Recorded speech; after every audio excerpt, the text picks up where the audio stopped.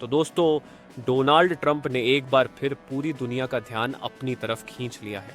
सत्ता में आने के बाद से वो कभी कनाडा को आंखें दिखा रहे हैं, कभी चीन को सबक सिखाने की बात कर रहे हैं और अब भारत को भी निशाने पर ले लिया है। जी हाँ, ट्रंप ने ऐलान किया है कि 2 अप्रैल से भारत से आने वाली चीजों पर भारी भरकम टैक्स लगेगा। इतना ही नहीं, उन्होंने भारत को टैरिफ किंग का तमगा तक दे डाला। सवाल ये है कि क्या ये फैसला भारत और अमेरिका के रिश्तों में खटास लाने वाला है या फिर इसके पीछे कुछ और ही कहानी छिपी है। दरअसल ट्रंप की सख्ती के जवाब में भारत ने भी अपनी चालें चलनी शुरू कर दी हैं। ये कोई आम जवाब नहीं है, बल्कि एक ऐसा मास्टर स्ट्रोक है जिसने ट्रंप को मजबूर कर दिया कि वो पीएम मोदी को द ग्रेट प्राइम मिनिस्टर कहें। तो आखिर भारत ने ऐसा क्या किया? चलिए इस खबर को गहराई से समझते हैं। आगे बढ़ने से पहले आप वीडियो को लाइक और चैनल को सब्सक्राइब कर लें, क्योंकि हम यहाँ केवल समाचार नहीं बल्कि उसके पीछे के सारे पहलुओं को भी समझते हैं। रॉयटर्स की एक रिपोर्ट ने सबको चौंका दिया। खबर है कि भारत 23 अरब डॉलर से ज्यादा के अमेरिकी आयात पर टैरिफ में बड़ी कटौती करने को तैयार है। यानी अमेरिका से आने वाली आधी से ज्यादा चीजों पर अब कम टैक्स लगेगा। लेकिन ये तो सिर्फ शुरुआत है। फरवरी से लेकर अब तक भारत ने ट्रंप को अपने पक्ष में करने के लिए कई बड़े कदम उठाए हैं। सबसे पहले बात करते हैं ऊर्जा की। नई दिल्ली ने वादा किया है कि वो आने वाले दिनों में अमेरिका से ऊर्जा खरीद को 15 बिलियन डॉलर से बढ़ाकर 25 बिलियन डॉलर तक ले जाएगा। यानी भारत अमेरिका से ज्यादा तेल, गैस और कोयला खरीदेगा। इससे अमेरिकी अर्थव्यवस्था को फायदा होगा और ट्रंप का मूड भी ठीक रहेगा। अब आते हैं टैक्स की बात पर।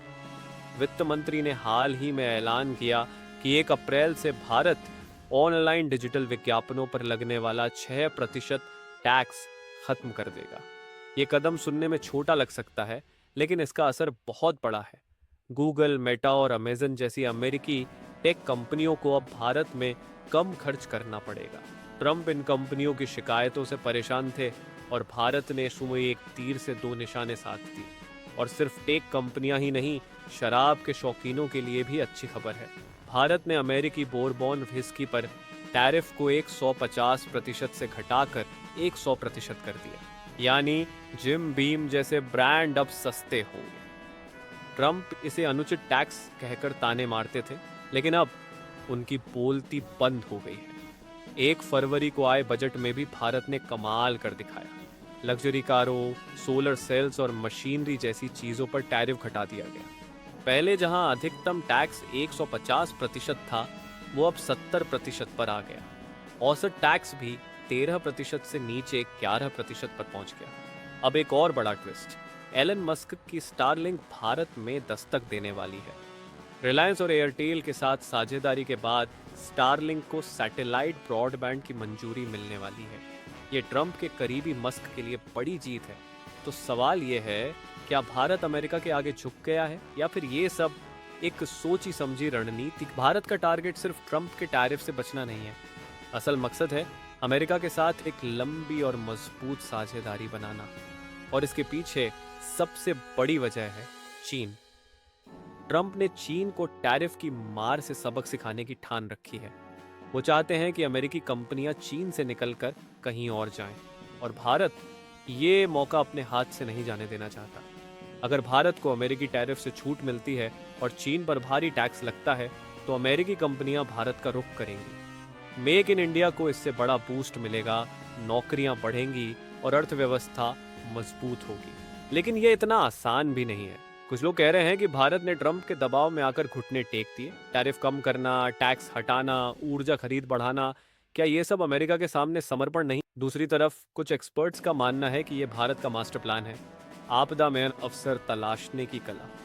अब जरा सोचिए, अगर भारत ये सारी रियायतें दे रहा है तो बदले में क्या मिल रहा है?